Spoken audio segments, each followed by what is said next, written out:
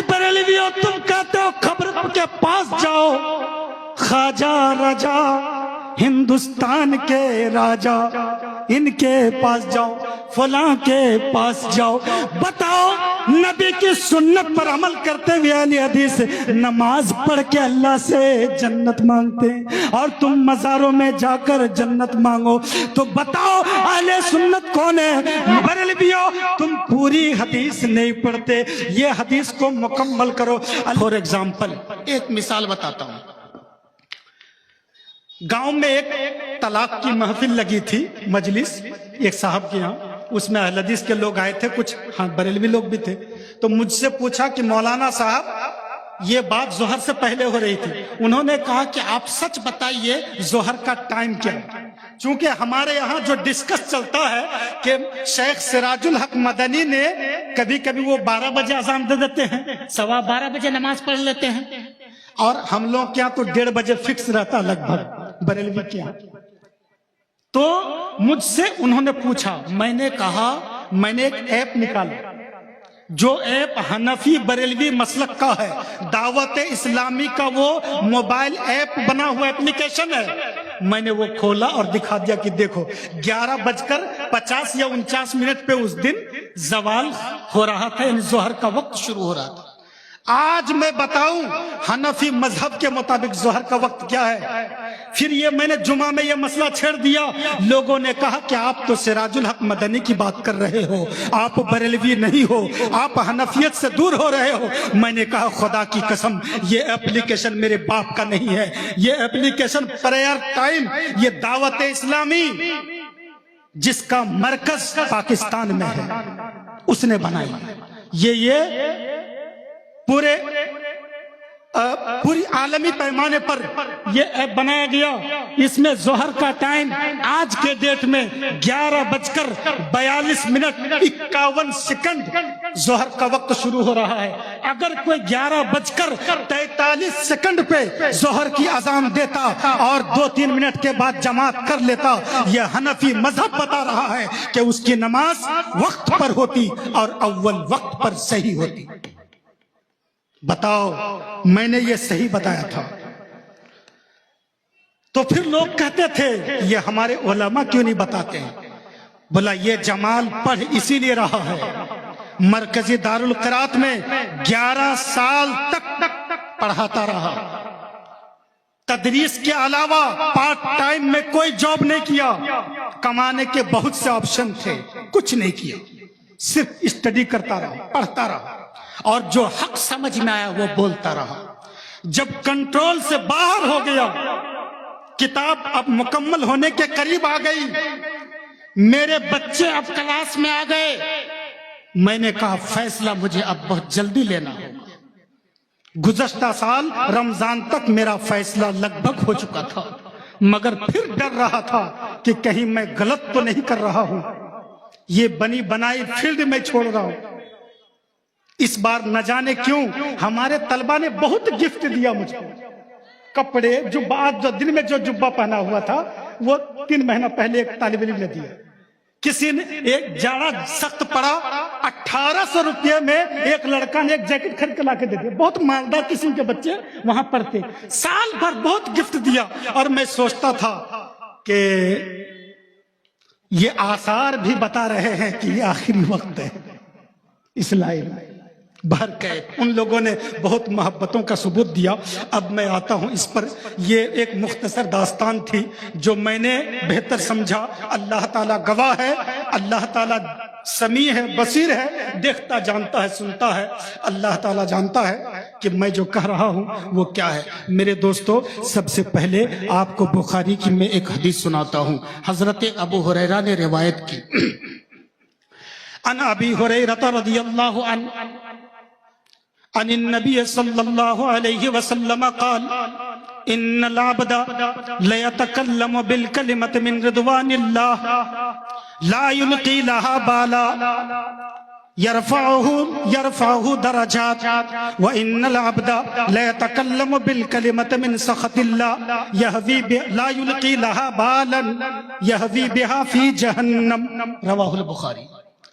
اللہ کے پیارے پیغمبر علیہ السلام اس حدیث مبارک میں یہ ارشاد فرماتے ہیں، اے میری امت، اے میرے خدا کے بندو، تم جب بھی کوئی بات کیا کرو تو سنبھل کر تم اپنی زبان کو کنٹرول میں رکھو، کیونکہ اللہ کے نبی نے یہ ارشاد فرمایا کہ بندہ جب کچھ ایسی باتیں کر جاتا ہے جس بات پہ وہ دھیان نہیں دیتا، جس بات پہ وہ کان نہیں دھرتا، توجہ نہیں کرتا، مگر وہ بات اللہ رب العالمین کو اتنی پسند آ جاتی ہے، اتنی اچھی لگتی ہے کہ اللہ تعالیٰ اس بات کی وجہ سے اللہ تعالیٰ اس کے کئی درجات بلند کر دیتا ہے، وہ پستی میں ہوتا ہے، اللہ تعالیٰ اس کو بلندی کے مقام پر پہنچا دیتا ہے۔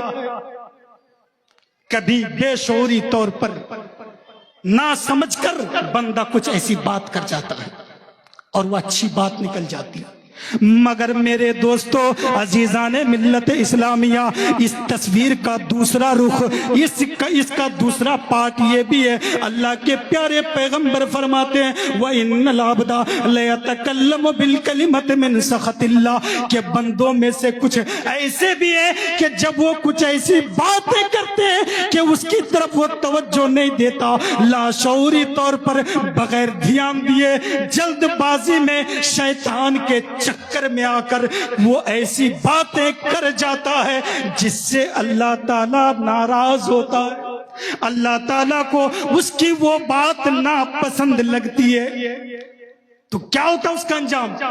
یہوی بہا فی جہنم، تو وہ اس بات کے نتیجے میں، اس بات کی وجہ سے وہ جہنم کے اندر گھس جاتا ہے، جہنم میں انٹری کر جاتا ہے۔ تو اس حدیث کو سنانے کا مطلب یہ ہے کہ جو ابھی صورتحال بنی ہوئی ہمارے علاقے کی، چاہے وہ مسلک بریلویت کے لوگ ہوں، چاہے مسلک اہل سنت، مسلک اہل حدیث کے لوگ ہوں، میں دونوں سے مخاطب ہوں کہ آپ زبان کنٹرول میں رکھ کر بولیں۔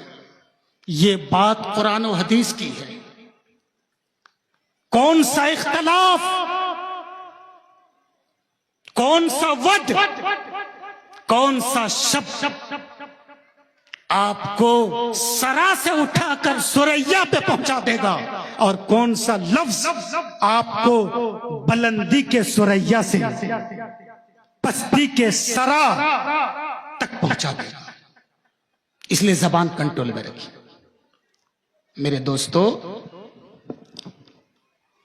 تو جو صورت ہے، جو پریشانی کنفیوژن ہے، بہت سے لوگ سننا چاہتے ہیں، سمجھنا چاہتے ہیں، آپ کا خیر مقدم ہے کہ آپ سنتے ہیں، اس میں ہر طرح کے لوگ ہیں۔ میں بالکل بدتمیزی، گالی گلوچ کچھ نہیں کروں گا، میں ریکویسٹ کرتا ہوں کہ آپ بیٹھیں۔ اب میں آتا ہوں اصل ٹاپک پر، اور وہ کچھ مسائل جہاں پر غلطی ہوتی ہے سمجھنے میں اس کو بتاؤں گا۔ اس سے قبل یہ کہ آج جو پریشانی بنی ہوئی ہے ہمارے علاقے میں، اس کی کیفیت کچھ اس طریقے سے ہے کہ میرے مخالف اگر کسی کا شوہر ہے تو اس کی بیوی میرے موافق ہے، اگر کسی کی بیوی میری اس حرکت، میرے اس عمل پر، میری اس چینجنگ پر، میری اس تبدیلی پر اگر کوئی خاتون ناراض ہے تو اس کا شوہر خوش ہے۔ اگر کسی کا بھائی میرا موافق ہے، مجھے سپورٹ کرتا تو اس کا دوسرا بھائی مخالف ہے۔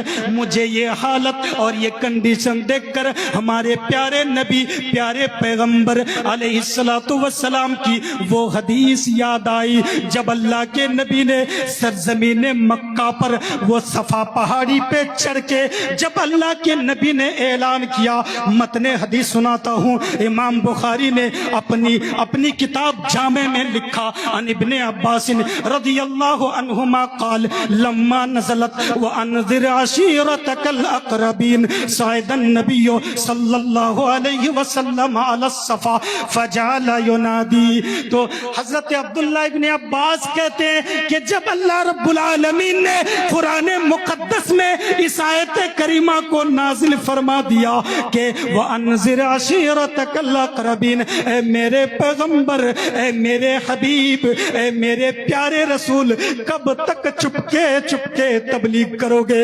کب تک تم پوشیدہ طور پر تم چھپ چھپا کر دین کی بات کرو گے؟ ایسا کرو اب علل اعلان حق بات کرنے لگو۔ تو اللہ کے نبی نے کیا کیا؟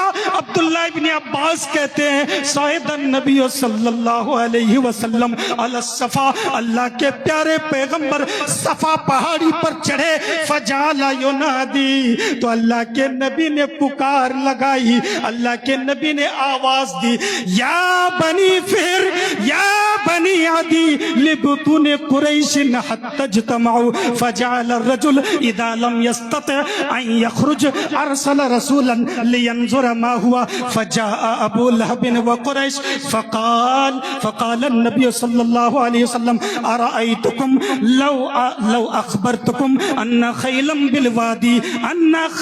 بالوادي تريد ان تغير عليكم اكنتم مصدقيا۔ اللہ کے رسول نے فرمایا اے میری قوم، اے بنی عدی، اے بنی فہر، یہ قریش کی شاخیں ہیں۔ اللہ کے نبی نے علل اعلان، اللہ کے نبی نے سب کو دعوت دی کہ آ جاؤ، حتی اجتمعوا، سب لوگوں کی بھیڑ لگ گئی، یہاں تک کہ اگر کوئی آدمی کسی کام کی وجہ سے، کسی مصروفیت میں، کسی کام میں بزی رہنے کی وجہ سے اگر وہ پہنچ نہیں پاتا، وہ کسی خادم کو، کسی آدمی کو بھیجتا، ارے جاؤ دیکھو وہ عام عبداللہ کا بیٹا، وہ محمد صلی اللہ علیہ وسلم، کہ وہ محمد وہ کیا اعلان کر رہا ہے، وہ کیا آواز دے رہا ہے، جا کر معلوم کر کے آؤ۔ تو وہ جاتے، ابو لہب اللہ کے نبی کا چچا آیا، قریش کے دوسرے لوگ آئے، کافی بھیڑ لگ گئی۔ اللہ کے نبی نے اس روایت میں جو بتایا گیا کہ اس طریقے سے آئے، بخاری کی ایک دوسری روایت میں پڑھتا ہوں، پھر دونوں کو ملا کر مکمل کروں گا۔ میرے دوستو، میں نے کوئی کتاب نہیں لائی، صرف یہ قرآن مقدس ہے۔ کل کے جلسے میں بہت ساری کتابیں تھی، میرے گھر پہ بہت سی کتابیں ہیں، مگر جب مجھے قرآن کی آیتیں یاد ہیں اور جب حدیث مصطفیٰ یاد ہے جو ضرورت بھر کہنے کی ہے، میں جو باتیں کروں گا تو پھر کتاب لا کر میں پبلک کو کیا عربی دکھاؤں گا؟ میں تو اصل شبد پڑھ دیتا ہوں، اور یہ آن ریکارڈ میرا بیان ہو رہا ہے۔ اکیلے سنو، بھیڑ میں سنو، کتاب کھول کر دیکھو یا کسی سے دکھواؤ، جو کرنا ہے کرتے رہو، میں تو اصل حدیث سنا رہا ہوں۔ تو ابو ہریرہ کی روایت جو بخاری میں ہے، وہ کہتے ہیں ان ابی ہریرہ رضی اللہ عنہ قال قام رسول اللہ صلی اللہ علیہ وسلم حين انزل اللہ عز وجل وانذر عشیرتک الاقربین۔ ابو ہریرہ کہتے ہیں جب اللہ نے یہ آیت نازل فرمائی، اللہ کے نبی کھڑے ہوئے، لوگوں میں کھڑے ہوئے، یعنی اسی بھیڑ میں، اور اللہ کے پیارے نبی نے کیسی آواز دی اس کا ڈیٹیل سنو۔ اللہ کے نبی کہتے ہیں یا معشر قریش، اے قریش کی جماعت، اے قبیلہ قریش کے لوگوں، اشترو انفسکم، تم اپنی جانوں کو خرید لو، تم اپنی جانوں کو جہنم کی آگ سے بچا لو۔ لا اغنی عنکم من اللہ شیئا، میں تمہیں اللہ کے عذاب سے نہیں بچا سکتا، میں تمہیں جہنم کی دہکتی بھڑکتی آگ سے میں نہیں بچا سکتا اگر تمہاری توحید سلامت نہ ہو، اگر تمہارا ایمان محفوظ نہ ہو۔ اس کے بعد اللہ کے پیارے پیغمبر نے یہ فرمایا یا بنی عبد مناف، اے بنی عبد مناف، لا اغنی عنکم من اللہ شیئا، میں تمہیں اللہ کے عذاب سے نہیں بچا سکتا۔ یا عباس ابن عبد المطلب، اے عباس ابن عبد المطلب، میرے پیارے چچا، لا اغنی عنک من اللہ شیئا، میں آپ کو اللہ کے عذاب سے نہیں بچا سکتا۔ یا صفیۃ عمت رسول اللہ صلی اللہ علیہ وسلم، اے میری، اے اللہ کے رسول کی चची फूफ अल्लाह के रसूल की फूफी सफिया कान खोल कर सुन ले, ला उगनी अनके मिनल्लाहि शैया, मैं तुझे भी अल्लाह के, अगरचे तू मेरी फूफी है, खून का रिश्ता है, मगर अगर तेरी तौहीद सलामत न हो, नबी से सच्ची मोहब्बत न हो, अल्लाह को सही मानों में एक न तस्लीम करो तो मैं तुम्हें अल्लाह के अजाब से नहीं बचा सकता। उसके बाद अल्लाह के प्यारे रसूल ने फरमाया अपनी बेटी से, या फातिमा तो बिन्त मोहम्मद, ए बिन्ते मोहम्मद फातिमा, ए मोहम्मद की बेटी फातिमा, ये बेटी फातिमा, सलीनी मिम्माली माशीते मिम्माली, ला उगनी अनके मिनल्लाहि शैया, ए मेरी बेटी, प्यारी बेटी फातिमा ज़हरा, तुम मुझसे मेरी दौलत में से जितनी दौलत चाहो मांग लो, तुम दिरहमो दिनार मांग लो, सोने चांदी मांग लो, जो मांगना है मेरे माल में से तुम मांग लो और ले लो, मगर तुम ईमान ले आओ और तुम अल्लाह को एक मान ले। अगर अल्लाह को सही तरीके से बगैर किसी आमिज़श और मिलावट के अल्लाह को एक नहीं मानोगे, ऐ मेरी बेटी फातिमा, तुम भी इस बात को याद रखो कि जब अल्लाह जहन्नम के अजाब में डालेगा तो मैं नहीं बचा सकता। प्यारे दोस्तों, अल्लाह के नबी ने ऐलान किया। अब उस अब्दुल्लाह इब्न अब्बास की हदीस पर चलिए, क्या नतीजा निकला जब ऐलान हुआ तो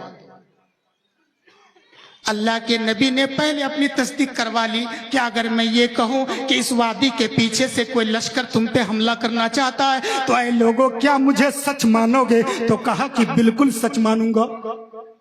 तो बोला कि फिर ये देखो कि फ़इन्नी नज़ीरुन लकुम बैन यदै अज़ाबिन शदीद, कि मैं तुम्हें अल्लाह के अजाब से डरा रहा हूं। इतना बोलना था। सबसे पहला इख्तिलाफ कहां से हुआ? हो रहा है अपने घर से। तवज्जो के साथ, तवज्जो के साथ। अपना चचा नहीं माना, कहा कि तब्बन लका सायर अल-यौम अलिहादा जमाअतना, ए भतीजा, ए मोहम्मद, क्या तुम्हारा आज का पूरा दिन बर्बाद हो, तुम्हारा पूरा दिन बर्बाद जाए, क्या तुमने इसके लिए बुलाया? अल्लाह रब्बुल आलमीन को नापसंद आया, अल्लाह ने सूरा नाजिल फरमा दी, तब्बत यदा अबी लहब व तब, के जब अबू लहब ने नबी की गुस्ताखी की और नबी के सामने उन्होंने इस तरह से खिलाफे तौहीद, खिलाफे ताज़ीम बात की, तो अल्लाह ने फरमाया कि अबू लहब के दोनों हाथ हलाक हो गए। मा अगना अन्हु मालुहु व मा कसब। ऐ मेरे भाइयों, गांव वालों, आपस में लड़ाई मत करो, झगड़ा मत करो। ये कुरान और हदीस की बात है। तुम आज नहीं तो कल, या 2 महीने 4 महीने, या साल भर 2 साल के बाद जरूर मेरी बातें तुम्हें याद आएगी और ये मेरे कलेमात तुम्हें तड़पाएंगे कि मैं जो बोल रहा था, मैं सच्ची बात बोल रहा था। जिस तरीके से अल्लाह के नबी अलैहिस्सलाम ने जो बातें की, सब ने बल्कि 99% लोगों ने इनकार कर दिया, मगर धीरे धीरे कितनी भारी तादाद में लोगों ने अल्लाह के नबी की दावत को एक्सेप्ट कर लिया। तो बात समझ में आएगी। और अगर ये सोचोगे कि ये जमाल क्या करेगा, इसे तो अभी मैं हिरासत में डलवा दूंगा, पुलिस के पास, पुलिस से हमारा कनेक्शन है, थाना तक हमारी पहुंच है। तो मेरे दोस्तों, मैंने जब ये ऐलान किया कि मैं बरेलवियत छोड़कर अहले सुन्नत यानी बना में इम्तियाज, अहले हदीस, असल नाम अहले सुन्नत है, अहले हदीस यानी हदीस मांगने वाले, हदीस मानने वाले, हदीस पर चलने वाले। अच्छा, अहले हदीस का जुर्म क्या है? अहले हदीस का जुर्म जो बरेलवी लोग कहते हैं, अहले हदीस कल जो रद्द हुआ उसमें कुछ बातें ऐसी बताएगी कि अहले हदीस के फला आलिम ने ऐसा लिखा, वो बात गलत है, फला ने ऐसा लिखा। मैं बार बार लोगों से कहता हूं, अहले हदीस का मतलब ही नहीं समझे। अहले हदीस किसी एक शख्सियत पे डिपेंड नहीं करता है। अहले हदीस जमात का मतलब ये नहीं है چاہے وہ بڑا عالم ہو یا چھوٹا عالم ہو کہ اس کی ساری باتیں مانی جائیں گی. اگر ساری باتیں مانی جاتی تو پھر تقلید کو ناجائز نہیں کہا جاتا. یہاں پر باوقار علماء کرام بیٹھے ہوئے ہیں, مدنی حضرات بھی ہیں. اہل حدیث کا مطلب یہ ہے کہ اگر صحیح سند کے ساتھ حدیث میں کوئی مضمون ہے, کوئی بات ہے, تو اس کو تسلیم کی جائے گی, اس پر عمل کیا جائے گا. قرآن میں ہے یا پھر صحیح حدیث میں ہے تو اس پر عمل کیا جائے گا. یہی اہل حدیث ہے, چاہے وہ صحیح حدیث میں پڑھوں یا کوئی مدنی پڑھے یا کوئی چھوٹا مولانا پڑھے. حدیث اپنی جگہ پر حدیث ہے. یہاں پر تقلید ہوتی ہی نہیں ہے کسی ایک کی. البتہ بڑے بڑے علماء کی باتیں دیکھی جاتی ہیں, پھر دیکھی جاتی کس کی بات زیادہ مضبوط ہے دلیل کے اعتبار سے, اس پر عمل کیا جاتا ہے. تو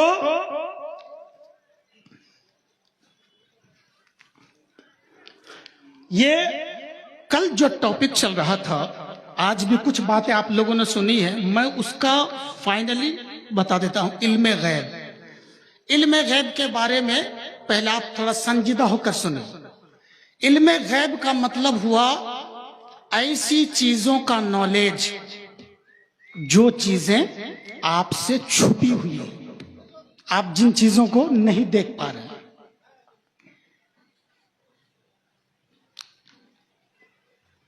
جیسے ہم لوگ جنت دیکھ پا رہے ہیں, نہیں. جہنم نہیں.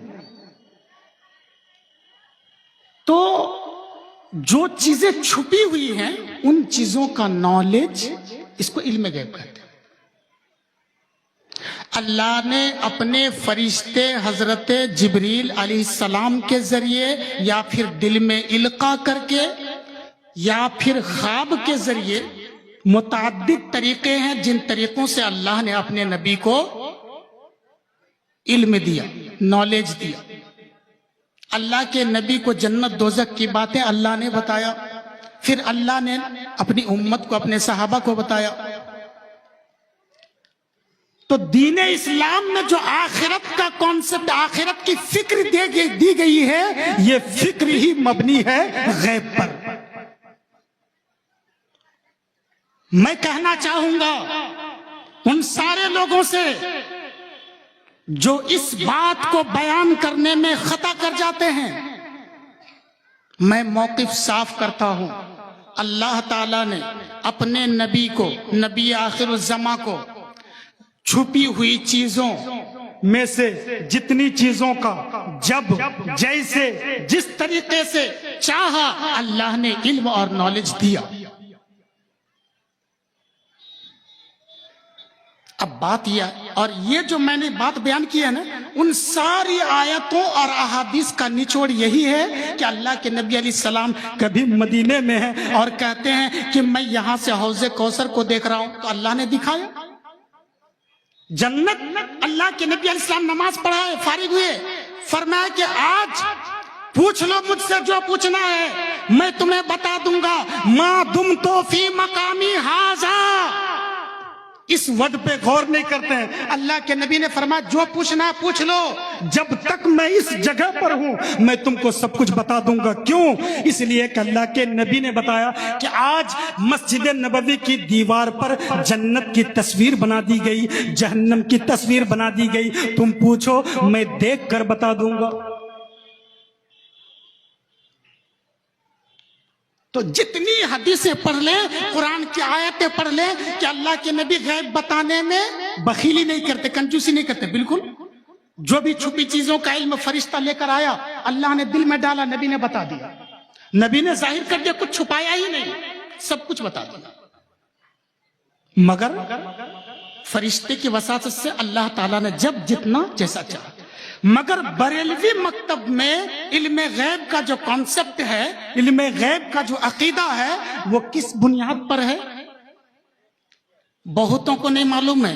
بریلوی علماء میں اسٹیج پہ چڑھ کے بہت لوگ بہت کچھ بول جاتے ہیں. میں بتا دوں, جو بریلوی مکتب کے بانی, سب سے بڑے عالم احمد رضا خان, جو اعلی حضرت سے مشہور ہے, اس نے فتاوی رضویہ میں کیا لکھا امباؤل غیب جو رسالے کا نام ہے، اس میں بہت تفصیل سے لکھتے گئے اور جو دلیلیں اپنے خلاف آتی گئی ان کا جواب دیتے گئے. میں نے نہ جانے کتنی بار اس رسالے کو پڑھا، میں نے گنا نہیں. اخیر میں انہوں نے جو فیصلہ لیا کہ علم غیب اللہ کے نبی کو تھا، مگر شروع زندگی میں سارا علم نہیں دیا گیا، نہ بیچ میں، بلکہ اللہ کے نبی کا علم غیب قرآن سے ہے، اور قرآن کا نزول مکمل ہوا ہے 23 برس میں، 23 ایئرس، 23 برس میں مکمل ہوا. جب قرآن کا نزول مکمل ہو گیا تو اللہ کے نبی کو مکمل علم غیب مل گیا. یہ بتاتے ہیں اس لیے کہ قرآن میں ہے کہ قرآن میں ہر چیز کا بیان. میں نے ساری تفسیرات، ساری نہیں بلکہ جو مشہور اور معتبر تفسیر کی کتابیں ہیں جو ہر طرح کے مدرسوں میں چلتی ہیں، چاہے بریلوی ہو، اہل حدیث ہو، کوئی بھی، مثال کے طور پر تفسیر کشاف امام زمخشری کی، امام نسائی کی تفسیر مدارک، امام قاضی بیضاوی کی تفسیر، امام ابن کثیر دمشقی کی تفسیر، امام قرطبی کی الجامع لأحکام القرآن، اور امام جلال الدین سیوطی کی تفسیر الجلالین. یہ جو مشہور معتبر یہ کتابیں تفسیر کی تھی، میں نے ان ساری آیتوں کی تفسیر نقل کی. یہ مضمون میرے لیپ ٹاپ میں پورا مکمل محفوظ ہے کہ اعلیٰ حضرت نے علم غیب کے مسئلے میں جن آیتوں کو سامنے لایا، انہوں نے اس کی تفسیر، اس کا معنی اور مطلب ان مفسرین، صحابہ کرام، تابعین اور علماء کے مطابق انہوں نے اس کا مطلب بیان کیا، یا خود ساختہ اپنے سے وہ مطلب بیان کیا. بہرکیف انہوں نے جس طریقے سے بھی ثابت کیا، مگر کیسے؟ آخر عمر میں. اسی لیے اگر اہل حدیث کے لوگ یہ کہتے ہیں کہ ارے فلاں موقع پر یعنی اللہ کے نبی کی بیوی پر تہمت لگی، اما عائشہ پر، اللہ کے نبی کو علم نہیں ہوا، تم کہتے علم غیب ہے، تو وہ لوگ کہتے ہیں کہ اللہ نے اس وقت اس کا علم دیا نہیں تھا. بچنے کے لیے جواب دے کے نکل جاتے ہیں. اچھا، غیب کی خبریں دی گئی، بے شمار دی گئی، اللہ جانتا ہے کب کتنا کیا دیا. مگر اب سوال یہ ہے، کیا اللہ کے نبی کو عالم الغیب کہا جائے گا، یا یہ کہا جائے گا کہ نبی غیب جانتے ہیں؟ میں بریلوی مسلک میں اعلیٰ حضرت نے جن علماء سے دلیل لی ہے ان علماء کا حوالہ دیتا ہوں، اہل حدیث کا نہیں، ان علماء. سنیے فتح الباری، پہلے حدیث سن لیجئے پہلے. ہاں، سب سے پہلے تو حدیث کی تشریح حدیث سے، حدیث کی تشریح حدیث، اور اس سے بھی پہلے قرآن کی تفسیر قرآن سے. قرآن شریف میں اللہ رب العالمین نے اسپشٹ فرما دیا، اے نبی آپ کہہ دیجئے کہ لا اقولو اندی خزائن اللہ، میں یہ نہیں کہتا کہ میرے پاس اللہ کے خزانے ہیں، ولا عالم الغیب، اور میں یہ بھی نہیں کہتا کہ میں غیب جانتا ہوں. کوڈ کرتے جائیے گا. اللہ کے نبی نے فرمایا کہ میں غیب نہیں جانتا. پھر اللہ نے ایک آیت میں حکم دیا، اے نبی قل، آپ کہہ دیجئے لا املکو لنفسی ضرا ولا نفع، میں اپنے لیے نفع نقصان کا مالک نہیں، اختیار نہیں. اور وَلَوْ كُنْتُ أَعْلَمُ الْغَيْبِ لَاسْتَكْثَرْتُ مِنَ الْخَيْرِ وَمَا مَسَّنِيَ السُّوءُ، اگر میں غیب جانتا تو میں خیر کثیر، ڈھیر ساری بھلائیاں جمع کر لیتا اور مجھے کوئی تکلیف نہیں ملتی. یہ مضمون آپ سن چکے ہیں اس سے پہلے، اس لیے میں اس کی تشریح نہیں کروں گا. تو بتانا یہ کہ اللہ کے نبی نے خود اس کا انکار کر دیا صاف لفظوں میں کہ میں غیب نہیں جانتا. اللہ نے انکار کا اعلان کرنے کے لیے کہا. اب آئیے، اب اس آیت پہ، حدیث پہ چلتے ہیں کہ اللہ کے نبی کو غیب تھا. یہ حدیث میں کیا ہے؟ اللہ کے نبی کی پیاری بیوی، ہم سب کی پیاری اماں حضرت عائشہ صدیقہ رضی اللہ تعالی عنہا سے پوچھا گیا. تو اس بخاری کی روایت میں، بخاری کی حدیث میں پوچھا گیا تو حضرت عائشہ نے جواب دیا बुखारी की 2 रिवायत और मुस्लिम की 1 रिवायत मिलाकर 3 हदीसें मैं बताता हूँ। हजरत आयशा ने कहा कि मन हद्दसका, ऐ शख्स सुन ले, मन हद्दसका, कोड कर लो कि जो तुमसे ये हदीस बयान करे, जो तुमसे ये कहे कि मन हद्दसका अन्नहु यअलमुल गैब, जो ये बताए कि नबी गैब जानते थे, फकद कज़ब, तो उसने झूठ बोला है। किसने कहा? हजरत आयशा ने कहा।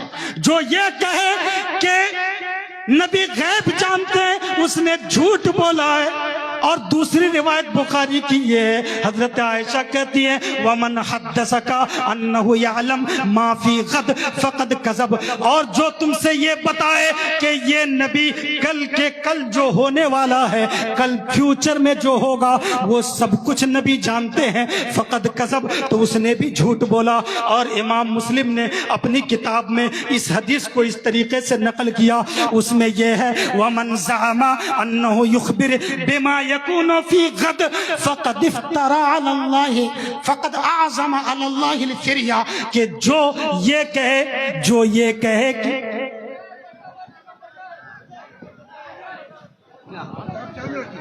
आप लोग बैठ जाएं अपनी अपनी जगह बैठ जाएं, आप लोग बैठ जाएं, कोई हंगामा की सूरत नहीं है, बैठ जाएं सुकून से। अस्तगफिरुल्लाह अल-अज़ीम, अल्लाह ताला मकरो फैल से बचाए, अल्लाह ताला। बैठिए, आप लोग बैठिए। तो उसमें बैठ जाएं, आप लोग बैठ तो जाएं। अल्लाह के नबी की बीवी हजरत आयशा ने कितने अच्छे से ये बता दिया।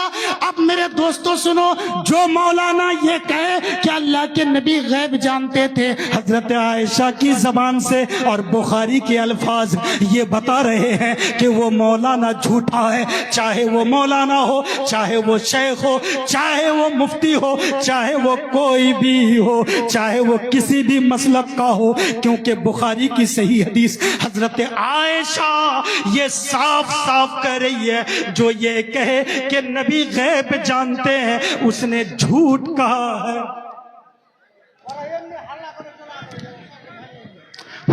मेरे दोस्तों, जो जा रहे जाने दीजिए, हक बात कड़वी होती है, जो जाते हैं जाने दीजिए। मैंने अब तक कोई गलत लफ्ज इस्तेमाल नहीं किया, मैं संजीदगी से कुरान और हदीस पढ़ रहा हूँ और समझने का तरीका बता रहा हूँ।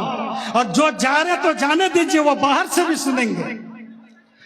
जो पिंड तो आप लोग सुनिए, ये पूरा बयान रिकॉर्ड हो जाएगा, बाद में भी लोग सुन सकते हैं, तो आप लोग महफिल को बर्बाद मत कीजिए। उसके बाद आइए, सहाबा अल्लाह के नबी के दौर में, अल्लाह के नबी के जमाने में एक प्रोग्राम में, एक शादी के मौके पर अल्लाह के नबी एक किसी सहाबी के घर तशरीफ ले गए। वहां पर एक बांदी कुछ नज्म, एक तराना गुनगुना रही थी, और उसने कहा कि वफीना नबीयुन यअलमु मा फी गद, कि हमारे दरमियान एक ऐसे नबी हैं जो कल की बात जानते हैं और बताते हैं। जब ये बात अल्लाह के नबी ने अपने कान से सुन लिया, तो अल्लाह के नबी ने साफ साफ कहा, बुखारी के अल्फाज हैं दोस्तों, अल्लाह के नबी ने फरमाया ला तक़ूली हाकज़ा, ऐ बांदी, ऐ लड़की, तुम इस तरह की बातें मत करो।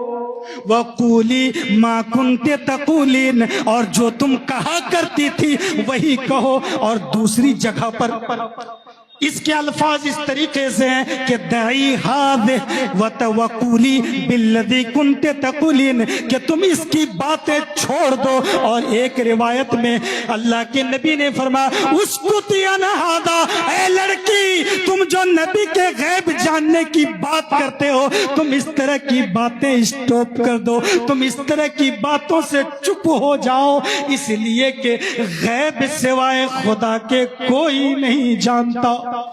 दलाइल के भरमार हैं, मगर मैं ये इख्तिसार के साथ मैंने ये चीज आपको बता दी कि जब अल्लाह के नबी खुद फरमाते कि मत बोलो कि मैं गैब जानता हूं, आयशा कहती है कि जो बोलेगा वो झूठ बोलेगा, फिर तुम कौन होते हो जो इसकी तबलीग करते फिरो कि नबी गैब जानते हैं। तो ये कितना बड़ा टकराव है। ये हदीसें पढ़े वो लोग नहीं पढ़े, मैंने पूरी रात जलसा सुना घर। कहां गई ये हदीसें? मैंने तो वो भी बताया जिन हदीसों में गैब की खबरों की बात है। اور میں نے اس کا صحیح مطلب بتایا. اہل حدیث کا جرم یہی ہے نا کہ ہر بات بات پہ یہ قرآن مانگتا ہے، بات بات پہ صحیح حدیث مانگتا ہے. اسی لیے اس کو بد مذہب کہہ رہے ہیں. میرے دوستو، اللہ کے نبی نے جو اعلان کیا تھا کہ توحید کو اپناؤ، اللہ کو ایک مانو، شرک سے بچ جاؤ، تو ہمارے بریلوی طبقہ کے لوگ شرک کی ایسی پریبھاشا کرتے ہیں، ایسی تعریف کرتے ہیں کہ اس تعریف میں شاید کبھی شرک ہوگا ہی نہیں. اور میں غور کرنے کی دعوت دیتا ہوں کہ جب محرم آتا ہے تو ہمارے بریلوی علماء کہتے ہیں کالے رنگ کا کپڑا مت پہنو. میں نے پوچھا کیوں بھائی بتاؤ؟ اس نے کہا اس لیے کہ شیعہ لوگ محرم میں ماتم کرتے ہیں، اس لیے وہ کالی پٹیاں لگاتے ہیں، کالا لباس اوڑھتے ہیں، اور وہ ایک بد مذہب فرقہ ہے جو گستاخ صحابہ ہے، گستاخ نبی ہے. اگر تم محرم میں بالخصوص 10ویں تاریخ کو، محرم اور کربلا کی تاریخ کو، اگر تم بھی کالا کپڑا پہنو گے تو تمہیں اس کی مشابہت لازم آئے گی. اور ابو داؤد کی حدیث ہے، اس موقع پر ان بریلوی علماء کو ابو داؤد کی یہ حدیث یاد آ گئی، من تشبہ بقوم فہو منہم، کہ جو کسی قوم کا ہم شکل ہو جائے، اپنے شکل و صورت سے، اپنے کیریکٹر سے، اپنے ادا اور کردار سے اگر وہ کسی بد مذہب کا روپ دھارن کرتا ہے تو وہ اسی میں ہو جاتا ہے. تو میں کہنا چاہوں گا کہ توحید اور شرک کے معاملے میں یہ حدیث کیوں نہیں یاد آتی ہے کہ اگر کوئی بندہ اگر صراحت کے ساتھ کھلم کھلا شرک نہیں کرتا، تمہاری ہی بات صحیح. مگر میرے دوستو، اے میرے علماء بریلویت، یہ مشابہت تو لازم آتی ہے کہ تم اگر کونڈا رکھ کر رجب میں کونڈا سمجھتے ہیں گملہ جس پہ پھول کا پودا لگایا جاتا ہے، اس کو عربی میں عصیص کہتے ہیں اور اردو میں کونڈا کہتے ہیں. وہ گملہ میں جو پھول کا پودا لگایا جاتا ہے رجب کے مہینے میں، بریلویوں کے یہاں اس رجب کے مہینے میں کونڈے پر کھیر پوڑی پکائی جاتی ہے. پکا کر اس میں کھیر ڈالتے ہیں، اوپر سے پوڑی رکھتے ہیں، پھر اس پہ فاتحہ کرتے ہیں اور پڑھتے ہیں. میں اپنی زندگی میں ایک لمبا زمانہ بریلویت میں گزارا، کھیر پوڑی تو خوب کھائی، مگر اس فاتحہ کو کبھی نہیں مانا. میں نے دعوت دیا کھانے کی، کھا لیے، مگر میں بولتا رہتا تھا کہ ان چیزوں سے آپ لوگ بچنے کی کوشش کیجئے.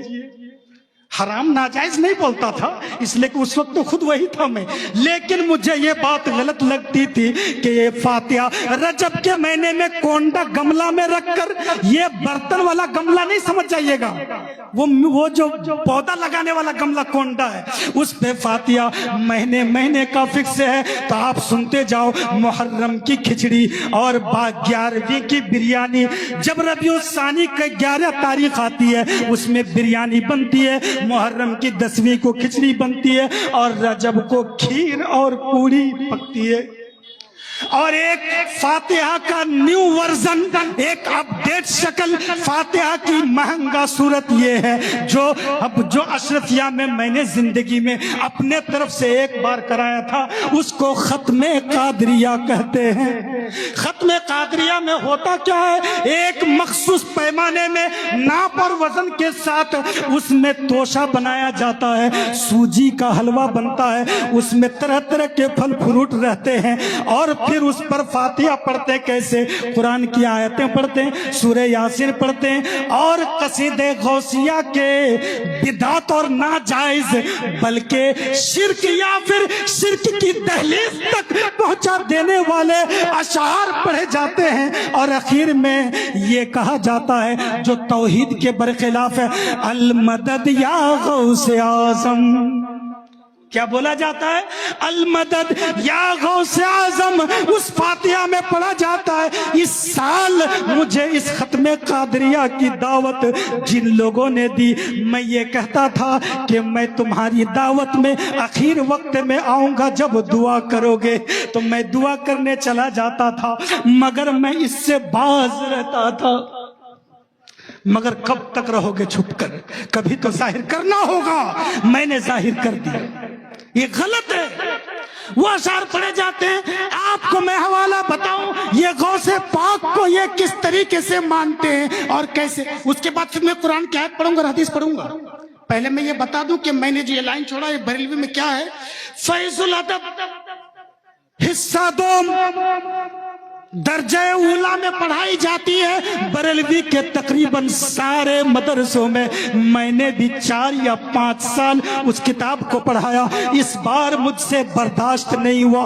اس بار جن لوگوں نے عربی ادب کی اس کتاب کو مجھ سے پڑھا، اس میں ترکیب کرائی جاتی ہے اور اعراب عربی ترجمہ سکھایا جاتا ہے، تو اس میں آخر طرف جزء دوم حصہ دوم میں پارٹ 2 میں اس میں غوث پاک کا غوث پاک کی کہانی لکھی ہوئی ہے، کب پیدا ہوئے، کیا مقام تھا، کیا کیا نہیں کیا۔ تو اس کی باتیں سنو، میرے پاس موبائل میں اس کتاب کا اسکرین شاٹ ہے، مگر وہ تفصیل سے سناؤں گا تو وقت زیادہ لگے گا۔ میں نے کتاب کا حوالہ دے دیا۔ اس کتاب میں کیا کہا گیا؟ غوث پاک نے کہا کہ غوث پاک نے کہا وَوَلَّانِي عَلَى الْأَقْطَابِ جَمَعَ، کہ اللہ تعالیٰ نے مجھے ساری دنیا اور دنیا کے چپے چپے کا مالک بنا دیا، مجھے ساری جگہوں کی ولایت اور گورنری عطا کر دی۔ فَحُکْمِي نَافِذٌ عَلَى كُلِّ حَالٍ، تو میرا حکم میں جو فیصلہ کر دوں اور میں جو لا بتا دوں، میں جو قانون بتا دوں، وہ ہر حال میں نافذ ہو کے رہے گا۔ میرا بتایا ہوا بول وہ کبھی ریجیکٹ نہیں ہوگا۔ غوث پاک نے کہا میرے رونگٹے کھڑے ہو گئے، میں نے اپنے آپ کو سنبھال کر رکھا، اس سے پہلے میں بھی وہی تھا، مگر جب اس سے کچھ مہینے قبل میری یہ تحقیق مکمل ہو گئی، ریسرچ مکمل ہو گیا، اس کے بعد جب میں نے یہ چیپٹر پڑھایا میں نے اپنے آپ کو روکے رہا۔ پھر مضمون کیا اس میں، بلکہ یہ شعر بعد میں، مضمون پہلے۔ مضمون کیا ہے اس میں؟ غوث پاک نے کہا کہ اللہ نے مجھے اتنا، غوث پاک جانتے کون ہے؟ مولانا عبد القادر جیلانی رحمت اللہ علیہ۔ میں رحمت اللہ علیہ کیوں بول رہا ہوں معلوم ہے؟ اس لیے کہ وہ سید ہیں اللہ کے نبی علیہ السلام کے خاندان سے، آل سے، اور وہ عالم تھے، زبردست عالم تھے۔ توحید پر کتاب لکھی انہوں نے، اور غنیت الطالبین پڑھیے، شاندار کتاب۔ امام ذہبی وغیرہ بڑے بڑے علماء نے ان کی تعریف بھی کی، اور اخیر میں یہ فیصلہ لیا بڑے بڑے اکابر اہل سنت نے کہ وہ اللہ کے ولی تھے، نیک تھے، بڑے عالم تھے، مگر کچھ چیزوں میں ان پر مواخذہ ہے، ان کی پکڑ ہے۔ اور جو باتیں میں ابھی سنا رہا ہوں یہ باتیں غوث پاک کی کتاب میں نہیں ہے، یہ ان کے ماننے والے سپورٹروں نے یہ غلط باتیں لکھی ہے۔ ان کے جیسے میچ کھیلنے والے لڑتے ہیں نہیں، بہت کم لڑتے کون ہیں؟ سپورٹر۔ چیلے لوگ آپس میں لڑائی کر لیتے ہیں اور اپنے پیر کی بڑی بڑی باتیں سناتے ہیں، اور ان کی تعریف میں آسمان زمین کے قلعے ملا دیتے ہیں۔ تو ان کے ماننے والوں میں ایک شتنوفی تھے، اس نے جو اپنی گمراہیت اور بدعات و خرافات اور شرک و کفر والی باتیں انہوں نے اس کتاب میں جمع کر دی ہے، رتب و یابس کو جمع کر دیا، اسی کتاب سے یہ سارا مضمون منقول ہے، جس کو اعلیٰ حضرت نے بھی برداشت کیا، رکھا، پڑھا، بولا، اور آج کے ڈیٹ میں بریلویت کے سارے علماء اور طلبہ اس کو پڑھتے ہیں۔ اس میں کیا ہے کہ زمانہ میرے پاس آتا ہے اور مجھے خبر دیتا ہے کہ اس کے اندر کیا کیا ہونے والا ہے، سال آتا ہے اور مجھے بتاتا ہے کہ عبد القادر اس سال یہ ہوگا، اور اب مہینہ آتا ہے، ہفتہ آتا ہے، دن آتا ہے، رات آتی ہے، اور عبد القادر کو بتاتی ہے، یعنی یہاں سے پرمیشن ملتا ہے، تب جا کر کے دن میں سارا کام ہوتا ہے۔ بتاؤ میرے دوستو، للہ الامر من قبل و من بعد، پہلے اور بعد کے سارے معاملات اللہ تعالیٰ کے اختیار میں۔ نظام عالم کون چلاتا ہے؟ دنیا کو کون چلاتا ہے؟ راتیں کون لاتا ہے؟ دن میں سورج کون اگاتا ہے؟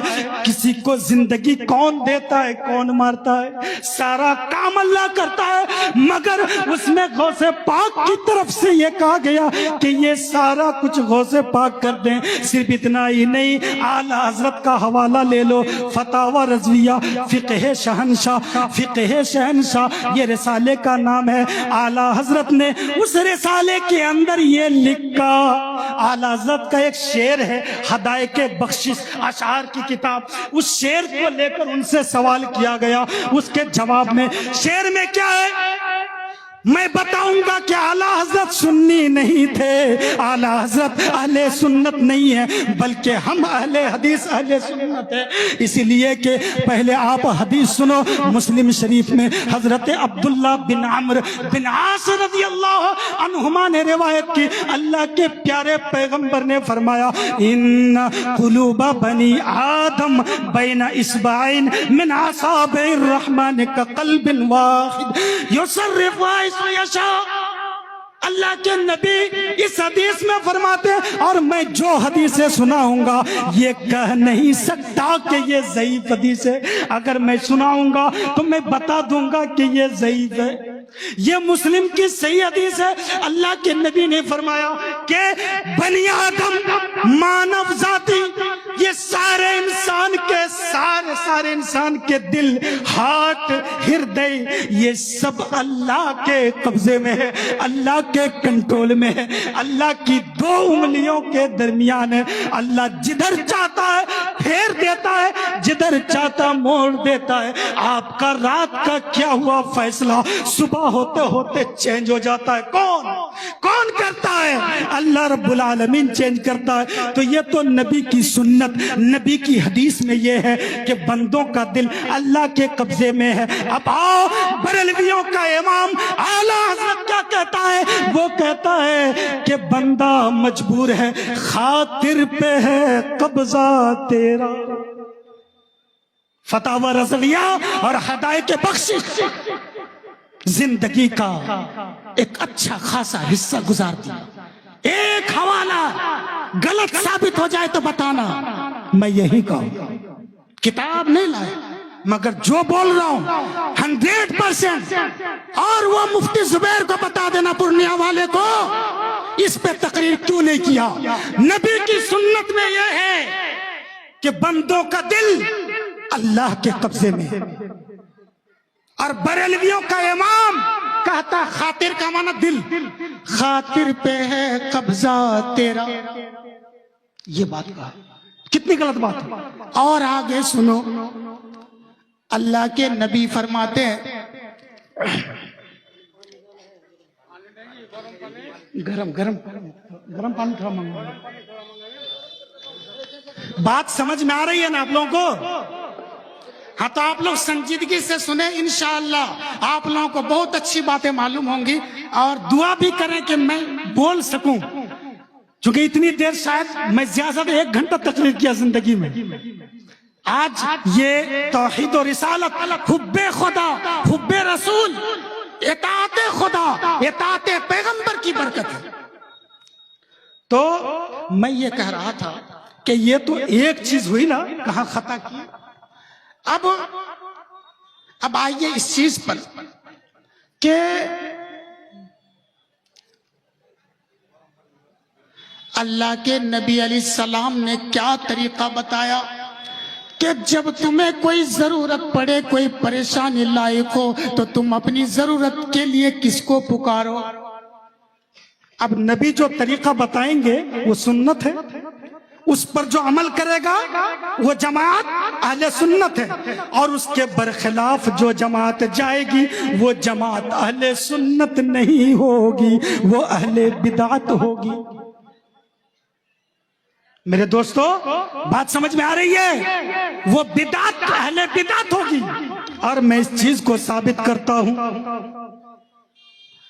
جب بدعت کی بات آ گئی، اور کل بات آئی تھی کہ بخاری بھی بدعت، مسلم بھی بدعت، میرے بریلوی بھائی اور بریلوی علماء یہ کہتے ہیں کہ اگر بدعت، میں نے خطبے میں ایک حدیث پڑھی، اس میں یہ ہے کہ